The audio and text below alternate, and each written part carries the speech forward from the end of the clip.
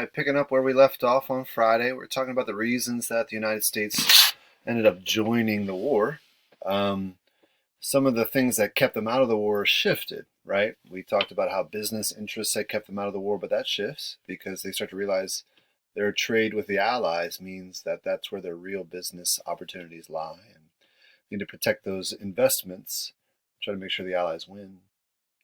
Another big thing we had said is that the Germans and the French and the British and all those people were sort of equally, um, friendly towards the United States prior to the war. There was, tension in equal status with all those places, but also positive relationships in all those places as well. And so there was really sort of a divided loyalty that shifts, maybe largely because of the unrestricted submarine warfare. The Germans had this tactic, of course, to try to blockade England, and that led to Americans being in the line of fire and dying. And of course, that shifted public opinion against the Germans. And the last thing that we were talking about was Woodrow Wilson, who had initially argued for staying out of the war and even felt a sense of pride about that, but he shifts. He wants to get involved and shape the peace process. He even actually published a speech early in 1918 where he outlines 14 points of things that he wants to actually accomplish. And some of those points are actually a little bit redundant, but he wanted to actually demilitarize the world, kind of limit the offensive weapons that people were producing. He wanted sort of free access to the sea. He wanted every ethnicity to have their own nation state to call home. He wanted to establish a League of Nations. We talked about that one Friday. He wanted to do away with secret alliances. He basically wanted to set up a peace that might last. And his phrase was he wanted to make the world safe for democracy. But here's our challenge for today. Today is, okay, they're going to shift gears really, really quickly in the United States. How are they going to manage going from like, we're staying out of this war, we're isolated, we don't have a dog in this fight? How are they going to shift from that to we need to mobilize quickly and we need to be a part of this war, and it's essential that we join the war? That's a pretty distinct shift. That's a 180, right? So how do they make it? Now there are some legislative things they put in place. There's a draft. That's part of it. They also actually passed some laws. The Sedition Act and the Espionage Act basically made it illegal to speak out against the war effort. People were arrested for speaking out against the war effort. There was some anti-war fervor or feeling during World War One. Virtually none during World War Two, but in World War One there was certainly some anti-war feelings amongst the American population. And so, besides the legislation of the Espionage Act and the Sedition Act, one of the things the American government invested in was actually what we would call propaganda. Now, that's a very harsh word, I know. It has certain connotations, but it's technically correct to use the word propaganda. That what was happening was the American government was trying to influence and convince the American public of a particular position. So they created the Committee on Public Information, and it was led by a man named George Creel, and he had lots and lots of employees, 150,000 people under his direction, and they produced pamphlets and they produced posters, most famously. Some of it was songs. We may have a chance to take a look at some of those songs tomorrow. And some of it was actually speeches made live at various town meetings and sort of town fairs and county fairs and that sort of thing. The propaganda posters, though, are very famous. I want to take a look at a couple of them to see just how effective they were at trying to shift the American public towards war. The fervor was so distinct that the anti-German war, or actually anti-German feeling, raised to a fever pitch. Germans were blamed for sickness outbreaks. German children were harassed at school and on their way home from school. We stopped calling hamburgers hamburgers and we called them Liberty steaks. And all kinds of things like that. Um, so it's interesting to see just how quickly this propaganda took root. Let's take a look at a couple of posters. First, the one on the left, pretty famous picture. You'll notice a couple of things. First of all, the German is depicted as a brute, gorilla-like, less than human. And you'll notice on the helmet that it's a German helmet. The blame is being placed at the feet of the Germans. On the club that he's carrying is the word culture written in German, and so the idea is that what's destroying culture is this German bloodthirst. And notice in the background, across the ocean, so to speak, is a destroyed Europe. And the idea is that we're next. If we're not careful, we're next. That's interesting because at the beginning of the war, there was a sense of isolation and freedom and perfect safety because of that isolation. And what this poster is trying to do is trying to say, listen, if we don't act, we are in danger. And notice that the woman that's being, taken away by this mad brute here is dressed in sort of ancient Greco-Roman style, kind of like maybe Lady Liberty, actually, the Statue of Liberty, which had been up at this point for about 30 years.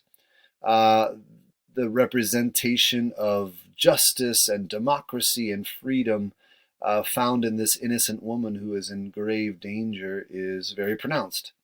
So the idea is you must enlist to stop this mad brute from destroying freedom and culture.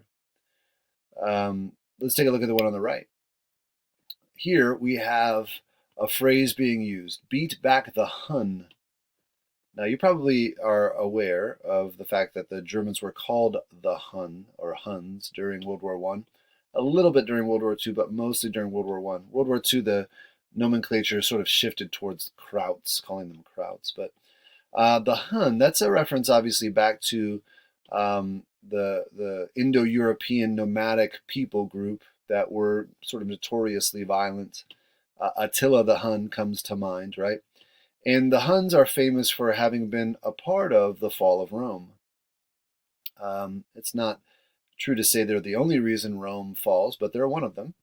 And so there's this other idea, right? We're connecting the modern German to these people who have destroyed culture in the past, the shining example of culture, the Greco-Roman world. Now, the more you study the Romans, the more you realize they're not very cultured themselves, actually. But what we have here is blame being laid at the feet of the Germans for destroying culture. They're called the Hun. Notice he's peering out over the ruins of Europe across the ocean. He's got blood on his hands, quite literally, right? He's guilty. And there's this menacing aspect of looking across the ocean at us. We're next. So what should we do? Well, in the first poster, we should enlist. But of course, not everybody can fight. At the time, women were not allowed in the military, at least as soldiers. So what can older people do? What can younger people do? What can women? Well, they can buy Liberty bonds. They can fund the war effort. Basically, Liberty bonds functioned as like a loan to the government. The government would pay it back with interest a little bit later on, right? There were other kinds of efforts that were kind of like this. There were Liberty Gardens. There were efforts made to try to get people to voluntarily shift their habits in order to support the war effort. But one of the things that was asked for was actually money. So we're starting to catch themes here, right? The Germans are dangerous to freedom, dangerous to culture, dangerous to that which is beautiful and true and good, and we need to do what we can about it, or else we're next. Now that's really interesting because historically, Germany is one of the more cultured places in the world. We're talking about the culture that gave us Mozart and Bach and theologians and philosophers to a significant extent. So this was an interesting shift, and I bet it's influenced you. I bet you don't think of Germany quite the way that you think of the Italians as the Renaissance that they produce. I bet you start to think of many other places first when you think about the wondrous culture that humans have produced. And that probably is wrong because the truth is, um, the the Germans are very, very cultured. So the propaganda we're seeing is actually quite effective during World War One. Let's move on to a couple of more to finish it off. Notice here again, on this one, fight or buy bonds, we have a woman who is very innocent. Maybe we would say she's a damsel in distress, so to speak. And notice her attire, right? It's Greco-Roman again. It's harkening back to the idea of the birth of democracy and freedom. She stands like Lady Liberty, her hand outstretched, this time with the American flag instead of with the torch of freedom. So there's this sense we have to protect this woman. This is the thing that's worth protecting in our world. Also notice that there's really only two choices given: fight or buy bonds. No third choice. No third protest the war, right? No other option. And so they're narrowing it down, right? If you can't fight, you better at least buy bonds, right? If you're not willing to go fight, at least support those who are willing. Because look at these boys marching off to war, leaning into the wind, so to speak, moving left to right in the poster, which is on the map, moving across the Atlantic Ocean to Europe. And notice how they're leaning into the fight. There is a sense in which they're anticipating their opportunity to protect the Lady Liberty, which is in distress. Last one for the day. Maybe we'll listen to some music tomorrow, but this should be good enough to help you finish your work that's due tomorrow. Here we have a pretty interesting poster, in large part in reference to the German U-boats. Notice this hand is sort of sticking out of this sea like a periscope might. You know what a periscope is, right? It's how the U-boats and submarines could see. They would get to a periscope depth, and they could put this, ability to this mirrored lens out of the water so that they could see what was around them. And before sonar, this was basically how they located ships. And notice, of course, this periscoped hand is bloody. It's guilty. And notice there's a ship that's in danger in the background. I wonder if you can see closely enough to notice that this ship is an American ship, right? So this ship is in danger, and I think it's really subtle, but this ship's not even actually headed to Europe. Notice how it's actually moving from right to left. This ship is not a part of the fight. This ship is innocent. It's just going about its business. It's probably just a merchant ship, and yet it's being attacked by this German U-boat, this bloody hand, right? And that is the case. Unrestricted submarine warfare did sink American vessels that weren't technically a part of the war.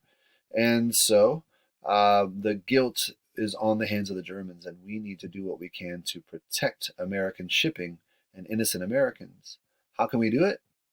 How can we protect even this ship that's in danger right now as we speak? Well, of course, we can buy Liberty bonds. So this is significant. This is a really subtle psychological message. Who's to blame for the war? Who's to blame for the innocent deaths? It's always the Germans. Who's the protector of freedom and liberty and democracy? Well, it's us, and it's the Allies. And so we need to do something about what's going on in the war. We need to contribute. Now, what's really interesting is the American presence in the war was actually pretty limited. We really are only a part of the war for about a 10-month period, maybe less. American soldiers arrive in France, and even then we're training for a while before we're deployed. We insisted on fighting only under the leadership of our own officers. We do participate in the final push, which we'll talk about this week, and we do have a significant impact, but it's a pretty short amount of time that we're in the war. World War I doesn't loom as large in our imagination for that reason. We didn't we didn't fight nearly as long, and it didn't cost us nearly as much. The victory was not as dearly won.